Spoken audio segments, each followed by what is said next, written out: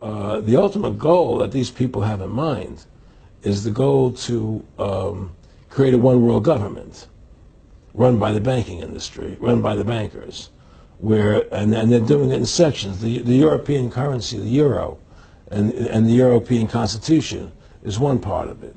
Now they're trying to do it in America with the North American Union, right? And they want to create a new currency called the Amero, right? And the whole agenda is to create a one world government where everybody has an RFID chip implanted in them.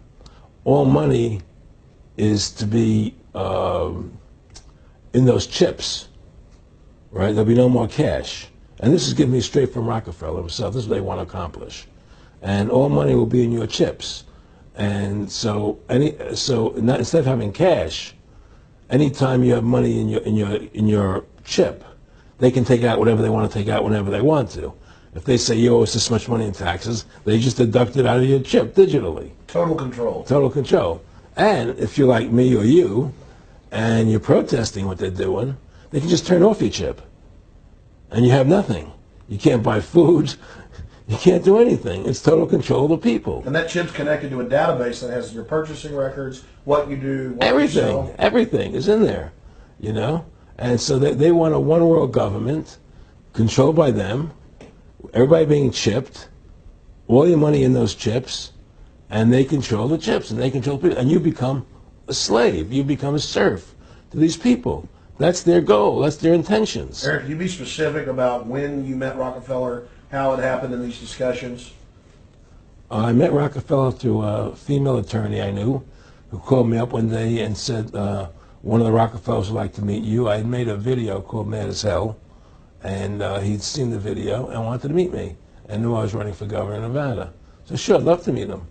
And I met him and I liked him, and he was a very, very smart man. And we used to talk and share ideas and thoughts. And he's the one who told me 11 months before 9/11 ever happened that there was going to be an event. Never told me what the event was going to be, but there was going to be an event. And out of that event, we were going to invade Afghanistan to run pipelines from the Caspian Sea. We were going to invade Iraq, you know, to take over the oil fields, establish a base in the Middle East, and make it all part of the New World Order. And we'd go after Chavez in Venezuela. And sure enough, later 9/11 happened. And I remember he was telling me how how you're going to see soldiers looking in caves for people in Afghanistan and Pakistan and all these places. And there's going to be this war on terror, which there's no real enemy. And the whole thing is a giant hoax, you know, but it's a way for the government to take over the American people. He told you it was going to be a hoax. Oh, yeah. Oh, yeah. There's no question. He says, there's going to be war on terror. And he's just laughing. There's no... Who are we fighting? I mean, why do you think 9/11 happened and then nothing's happened since then?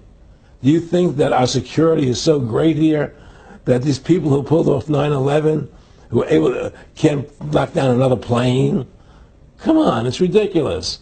9/11 was done by people in our own government and our own banking system to perpetuate the fear of the American people into subordinating themselves to anything the government wants them to do. That's what it's about, and to create this war, this endless war on terror. And that's why and that was the first lie.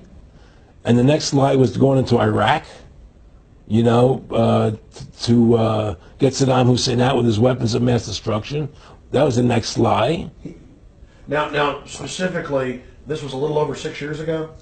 This was 11 months before 9/11. Yeah. And Nick Rockefeller, who's a lawyer, he's become your friend over the previous years, and he's saying to you that there's going to be this big event, and then out of that we're going to have a war on terror, and it's just going to go on and on. Right, an endless war on terror without any real enemy. That you can never, so you can never define a winner. And did he say that it's going to be perfect because you can't define an enemy? It just goes on and on. Yeah, because you can't define a winner. There's no one to beat, so it goes on and on forever. And they can do whatever they want. They scare the hell out of the American public. Look, this whole war on terror is a fraud. It's a farce. It's very difficult to say it out loud because people are intimidated against saying it. Because if you say it, they want to make you into a nutcase. Let's But be the truth has to come out. That's why I'm doing this interview. The fact of the matter happens to be that the whole war on terror is a fraud. It's a farce. Yeah, there's a war going on in Iraq because we invaded Iraq. And people over there fighting, you know. But the war on terror, that's a joke, you know. And until we discover what really happened on 9/11 and who was responsible for 9/11, because that's where the war on terror emanates from. That's where it comes from. It was 9/11 that allowed this war on terror to begin. And until we get to the bottom root of 9/11, the truth of 9/11, we'll never know about the war on terror. Aaron, you said that he was, and I think it's important, and I know this about the Rockefellers from Dr. Dennis Cuddy and many others who literally, you'll be 20 years old in a lunch line at college, and no, there's David Rockefeller. And here's your, I mean, they're experts at recruiting and getting what they call players, and that clearly he was, I mean, I want to make it specific and just get you to reiterate what you said last night about you got 30% of the vote, you were having an effect, you made mad as hell, they knew that you'd started the Constitution Party, yeah. They knew that you were somebody who was taking action and getting things done, you'd already made some big films, had a lot of other successes, right. So they were trying to recruit you, and didn't it come down to the point of, hey, we are here to recruit you, and don't worry, your chip's going to say, don't mess with us, you know, this guy's don't touch. Yeah, yes, that did happen. I was definitely being recruited, but it's more subtle than that. Well, in your words, just go through the process, and then what he said. Well, what it is remember we were friends, and we used to come to my house a lot. We'd have dinner, we'd talk, and he'd tell me about business investments that he'd get involved in, you know, or they would help me with this business investment or that business investment. And was I interested in joining the Council on Foreign Relations? You know, I would have to get a letter to join them, but was I interested in that? And, you know, just stuff, you know, leading you on. And I used to say to him that I never really did that because that wasn't where I was coming from. You know, as much as I like you, Nick, you know, your ways and my ways we're on the opposite side of the fence. You know, I don't believe in enslaving people, you know, and he would come back with, oh, I do? Or? Well, it would be more like, you know. It's better for them. Well, it's more like, you know, how do I put it? It was like, what do you care about them? What do you care about those people? What difference does it make to you? Take care of your own life. Do the best you can for you and your family. What do the rest of the people mean to you? They don't mean anything to you. They're just serfs. They're just people. You know, it was just a lack of caring, you know, and that's just not who I was. It was just sort of like cold, you know. It was just like cold, you know. And I used to say to him, what's the point of all this? You have all the money in the world you need. You have all the power you need. What's the point?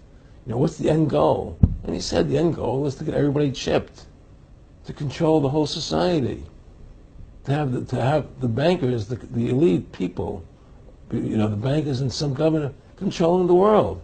And I said, all the people in the Council on Foreign Relations believe this way you do? He said, no. You know, most of them believe they're doing the right thing. A lot of them believe it's better off being socialistic.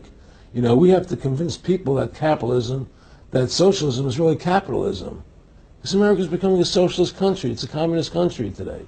Well, one of the things they told me was that he was at the house one night, and we were talking, and he started laughing. He said, Aaron, what do you think women's liberation was about?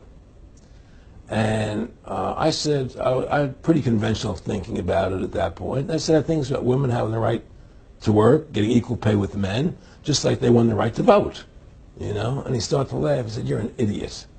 And I said, why am I an idiot? He said, let me tell you what that was about. We, the Rockefellers, funded that. We funded Women's Lib, you know? And we're the ones who got all over the newspapers and television, the Rockefeller Foundation. He says, and you want to know why? He said, there were two primary reasons. And they were, one reason was we couldn't tax half the population before Women's Lib. And the second reason was, now we get the kids in school at an early age. We can indoctrinate the kids how to think. It breaks up their family. The kids start looking at the state as the family, as the school, as the officials, as their family, not as the parents teaching them. And so those are the two primary reasons for women's lib, which I thought up to that point was a noble thing. You know, when I saw their intentions behind it, where they were coming from when they created it, the thought of it, I saw the evil behind what I thought was a noble adventure.